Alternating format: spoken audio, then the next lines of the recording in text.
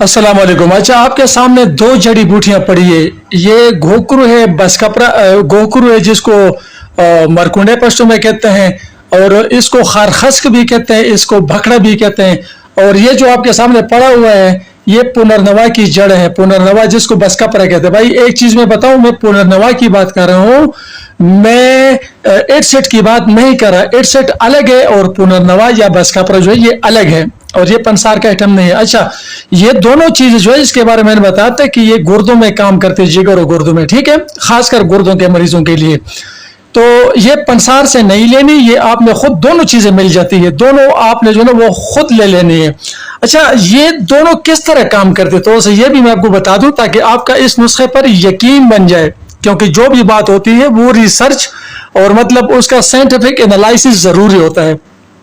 तो ये जो दोनों जड़ी बूटियां हैं ये जब मिल जाती है तो ये नेफ्रोप्रोटेक्टिव, डायूरेटिक, एंटी इन्फ्लेमेटरी और एंटी ऑक्सीडेंट बन जाती है, ठीक है, ये दोनों जड़ी बूटियां मिलकर। अब वो पुनर्नवा में और घोकरू में तो बहुत सारे कंपाउंड्स होते हैं, लेकिन इसमें पुनर्नवा में जो मौजूद बोवेरा उविनोड्स होते हैं और पुनर्नवीन होते हैं, ये दो कंपाउंड्स जो स्पेशली ये हमारे गुर्दों के सेल्स में जब ऑक्सीडेटिव स्ट्रेस हो जाती है या इन्फ्लेमेशन हो जाती है तो ये दोनों कंपाउंड्स, पुनर्नवा की फिलहाल बात कर रहा हूं, ये दोनों मिलकर उस ऑक्सीडेटिव स्ट्रेस और इन्फ्लेमेशन को कम करते हैं, ठीक हो गया। अब घोकरू की बात करते हैं तो घोकरू में भी मुख्तलिफ किस्म के कंपाउंड्स होते हैं, लेकिन इसमें मौजूद जो प्रोटोड्यूस्किन होता है ये हमारे जिस्म में नाइट्रिक ऑक्साइड के लेवल को बढ़ा देता है, ठीक हो गया।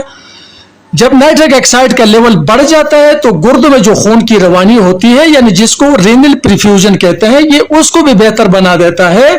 और जो गुर्दों के छानने की जो सलाहियत होती है, यानी हमारे गुर्दे जो हैं ये जहरीले मादों को छानते रहते हैं, ये छलनी है हमारे जिस्म की, तो इनके जो छानने की जो सलाहियत होती है जिसको ग्लोमेरुलर फिल्ट्रेशन रेट यानी GFR, आपने अक्सर एक सुना होगा, एक टेस्ट होता है GFR का टेस्ट होता है, ठीक है, इसमें तो ये उसकी सलाहियत को जो ना ये बरकरार रखता है, उसको मेंटेन रखता है। और यूरिया, क्रेटिनिन और यूरिक एसिड जैसे और दूसरे जो टॉक्सिन्स होते हैं, जो जहरीले मादे होते हैं, जो फाजिल मादे होते हैं, ये उनको फिर पेशाब के जरिए बाहर निकाल लेता है। तो जब पेशाब के जरिए बाहर निकलते तो गुर्दों का जो उनके ऊपर बोझ होता है वो कम हो जाता है।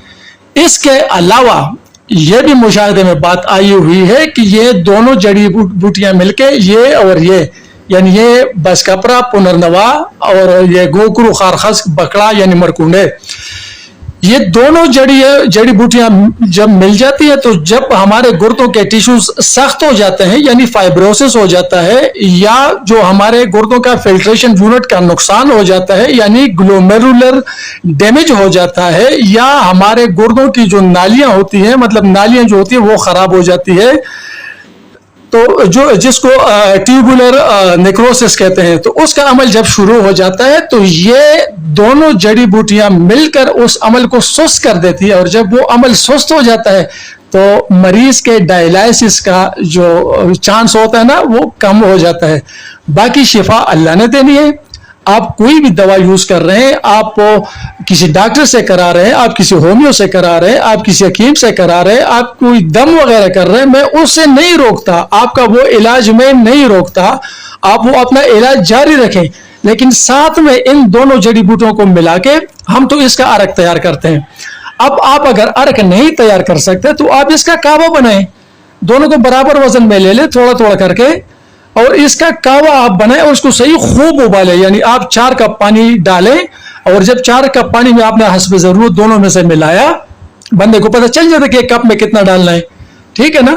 तो उसको जब आप इतना पकाएं कि वो 1 कप रह जाए, और उसको फिर जब आप छान कर चाय की तरह गरम, ज्यादा गरम भी नहीं, मतलब थोड़ा मुतदिल जब हो, तो उसको जब इस्तेमाल करेंगे तो इंशाअल्लाह अल्लाह ताला को कम से आपको बहुत फर्क पड़ेगा। शिफा अल्लाह ने देनी है, ये मैं आपको बता दूं, ये कोई दावा नहीं है, कोई चैलेंज नहीं है। आप अपनी दवाइयों के साथ इसको इस्तेमाल करें तो इंशाअल्लाह अल्लाह ताला मेहरबानी फरमाएगा।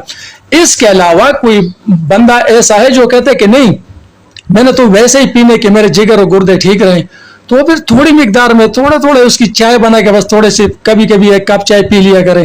یا اگر عرق آپ اس کا نکال سکتے ہیں آپ اس کا عرق نکالیں, عرق نکال کر وہ آپ تھوڑا بہت استعمال کریں. جو مریض ہوگا وہ عرق کی مقدار زیادہ لے کے, جو عام بندہ اس کو ویسے سیفٹی پریکاشن کے لیے استعمال کرتا ہے تو اس کے بس آدھے گلاس پانی میں 1-2 چمچ اس کے ملا لے گا, پیتا رہے, کوئی نقصان نہیں ہے.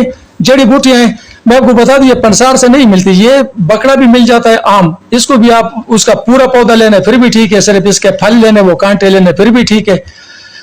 اور یہ پنرنوا کی جڑ ہے, یہ پنرنوا کی جڑ بھی آپ اس کو اس کی جڑ نکال لیں صاف ستھرا کر کے, میں نے تو چھوٹے چھوٹے کیے ہوئے صاف ستھرا کر کے, ٹھیک ہے نا. تو یہ طریقہ ہے, باقی شفا اللہ کی طرف سے ہے, اللہ تعالیٰ شفا دے گا انشاءاللہ. ہم نے تو دنیاوی اسباب کرنے ہیں, تو اگر آپ کو فائدہ مل جائے تو اپنے خصوصی دعا میں مجھے یاد رکھیں. بہت شکریہ, السلام علیکم.